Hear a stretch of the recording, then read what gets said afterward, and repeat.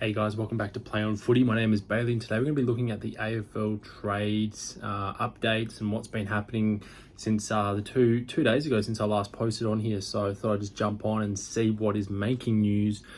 John Noble, after missing the 2023 finals series, he played 91 consecutive games and was dropped on the eves of the finals.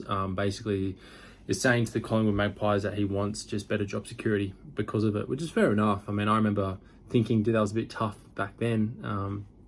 So yeah, his manager at Phoenix Management Group said that you have a player that's played 60 or 80 games in a row that's admitted for the finals, so job security suddenly becomes less secure, doesn't it? That's his manager who spoke that. So in other news, Joe Richards has requested a trade to Port Adelaide, so that's official now. So that could help Magpies with Dan Houston. So Dan Houston has been linked to Carlton mainly, and if not Carlton, it's North. But for Collingwood to get Dan Houston, I just don't know if Dan Houston would be wanting to go to Collingwood. That's the thing. I don't think, I think Dan Houston wants to go to Carlton because he knows they're in that sort of window and that period, and he could obviously help them, have a full tilt at a premiership. So, it's just one of those things. Matt Always is working through some options. So Nick Austin, the list manager for Blues, is saying we're looking to improve our list. We have some versatility. So it'll be interesting to see where Matt Always goes, because he's been linked to, where's he been linked to? Brisbane, Melbourne Demons. I don't think he's gone west. I don't think he's going to go to South Australia as well. But just those couple of clubs that I've heard from. And Blues won't be going after Tim Membry at all. So yeah, they want to go to the draft. They want to get some good sort of quality youngsters come through, which is really interesting. And and furthermore, Justin Lepich has a little bit of a comment here. He said, I guess with John's desire to leave, he's a pretty obvious replacement in the same position. So that's basically talking about Dan Houston for John Noble, which, I guess they are pretty like for like in a way, but it's like, well, why couldn't you make it work with John Noble? So yeah, John Noble's off to Gold Coast, so that's pretty evident there. Geelong, so Geelong have basically opened up about Clayton Oliver, and it was fleeting for the Cats because they were, they're always open to have a chat with players, and it's not uncommon for players to approach other clubs or have a chat just to see where they are in their sort of search for, if the current club's basically, got everything they want, but if it doesn't, this is what we can offer, sort of thing. And I think for Clayton Oliver,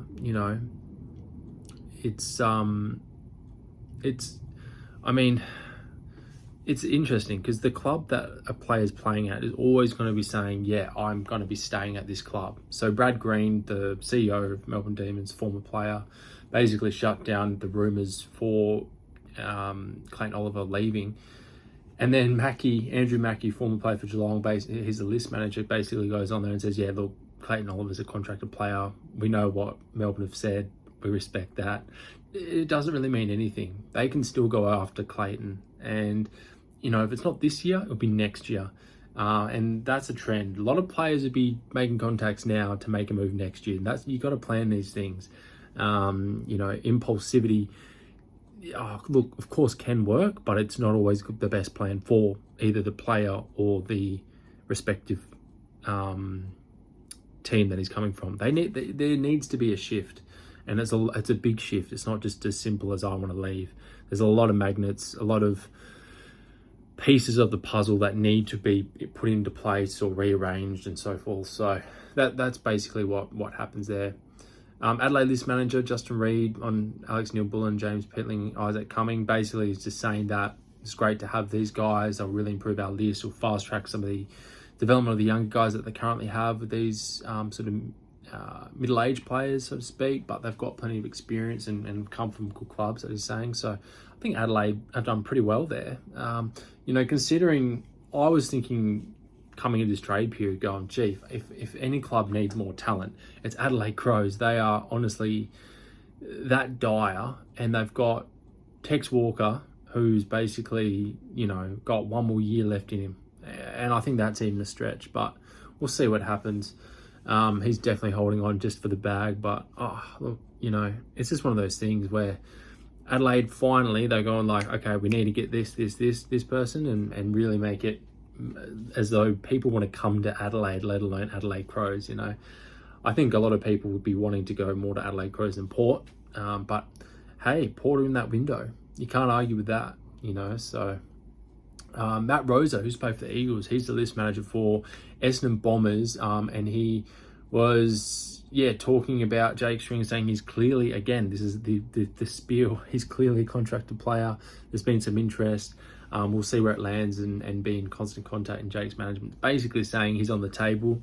He doesn't want to be there anymore. Contracts in AFL in 2024, or even before, even last year, they don't mean anything. You sign a contract and you go, oh, look, 2 months into it, you go, oh, yeah, no, it's just not for me anymore. Bye. That is the state of the AFL system in terms of contracts. I think it needs to be tighter. I think it needs to be more heavily adjudicated. I think it's just way too lax. We'll see what happens. But yeah.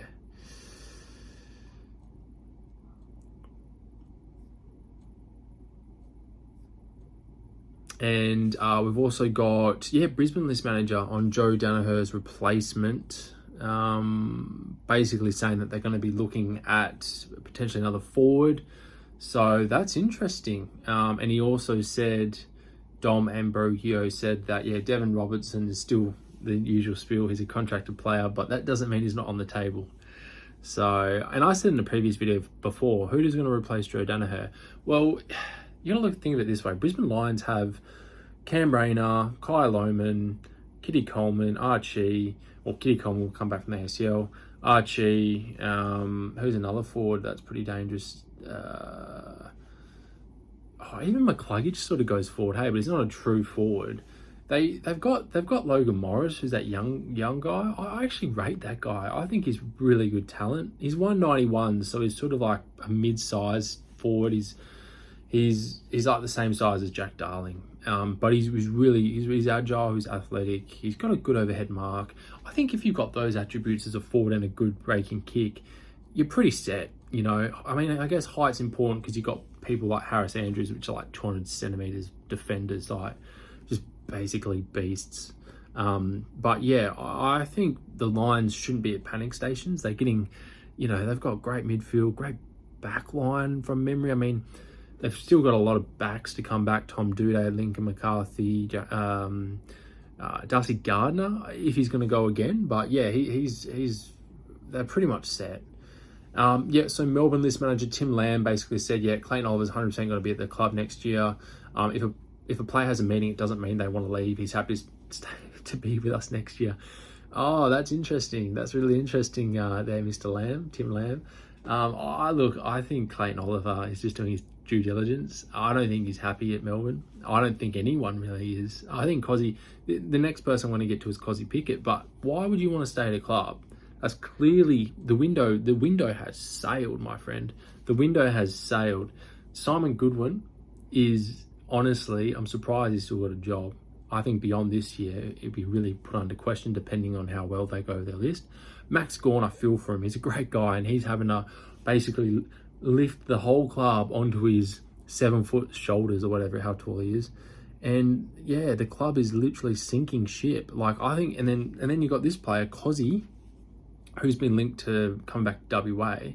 And Mr. Lamb basically says, Cozzy will be playing for us next year. He won't be going anywhere. Typical spiel. Do they really think we believe that? No. He'll be on the trade table, 100%. And if Clayton Oliver doesn't go this year, it'll be 100% next year. Guarantee it. And you really think Clayton Oliver's going to give 100% to the Melbourne Demons when he knows he's got one foot out the door just for this year? No chance. Yeah. And the same thing happened when we had Willie Rioli at the Eagles. He had that drug problem. He got caught with a bit of marijuana in his system, whatever. Trying to dodge a drug test, whatever. And basically he was exiled. Eagles gave him so many chances and tried to help him to get back to the club. And then as soon as he got back to the club, he's like, nah, I don't want to be here anymore. and then went to Port Adelaide. So player loyalty is beyond dead. I mean, you got the old school players like Matthew Pavlich, who stayed for them for, what is it? How long did he play for? Maybe 15 years at Fremantle, over 300 something games. He was probably the last player with true loyalty. Him, Scott Pendlebury, Travis Boak. I know Travis Boak's been tried to be poached so many times. I guess Shannon Hearn. He was from South Australia, but he decided to stay at the Eagles. Yeah, look, player loyalty, unfortunately, in 2024 is dead. It really is. We'll see what happens. We'll see what happens. Yes, interesting. So, despite interest from Essendon, Hawthorn say midfielder Finn McGuinness will be at the Hawks next year. So there you go. So, Gettable revealed last month Bombers had expressed an interest in McGuinness, who was contracted with the Hawks for 2025.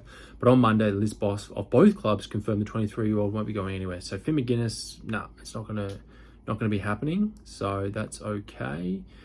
St Kilda boss on getting Josh Battle and getting pick 8, basically saying that, Dave Mission is the list manager there, list boss. He's basically saying it was a great result to get, pick 8 for Josh Battle.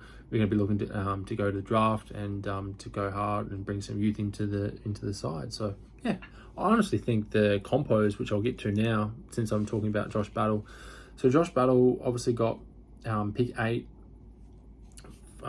for St Kilda, and Perryman got compo pick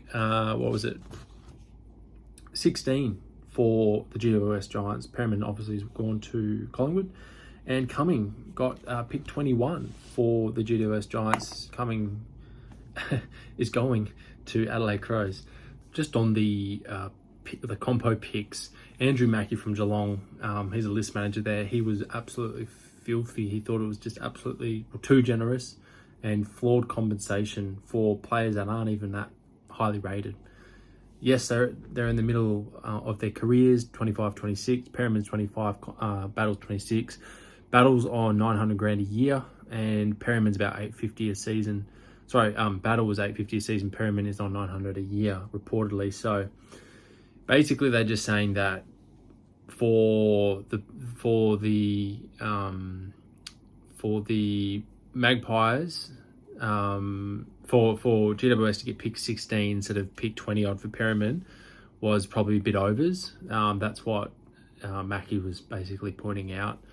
And, the fact that the core problem is that the compensation is really that it exists at all. Yes, other sports like the NFL give out free picks for teams who lose free agents, but they award third round picks on the high end, and in a 32 team competition such as the NFL, we're talking 65 at best, not pick 3, which North Melbourne got last year for Ben Mackay. So I just thought I'd mention that and add it in here because, yeah, Andrew Mackey was just filthy with it.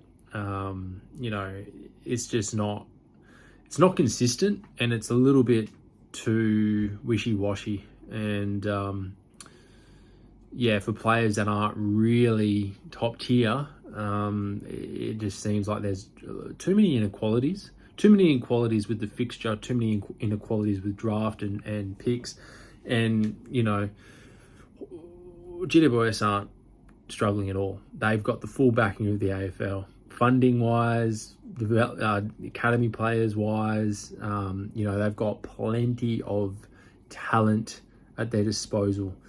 And then you've got Andrew Bassett the other night saying that we don't like father and son picks, which St Kilda haven't had any. I think they've had one in the last 20, 25 years. But then they go and do this, and they exploit the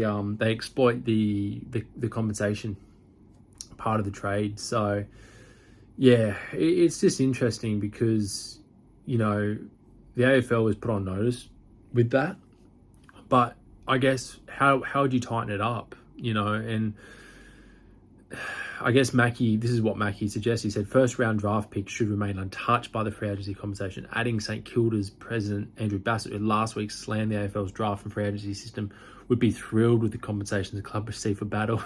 I think there's ways where you can quarantine the first round in compensation, so it's a bit of bit to work through there.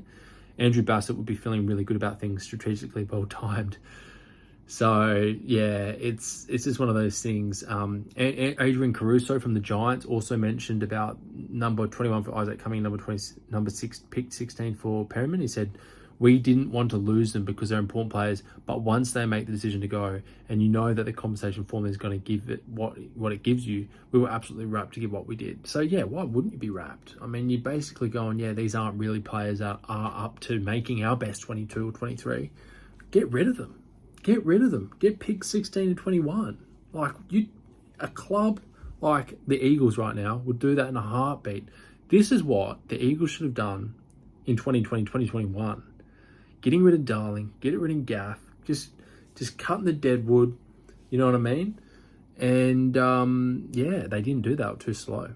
But yeah, I just want to share that with you guys. Just thought it was really interesting. So yeah, interesting times. But what do you guys reckon? Comment down below, like and subscribe. This is just me going through AFLlive.com, Trade Talk Live, sorry, on AFL.com.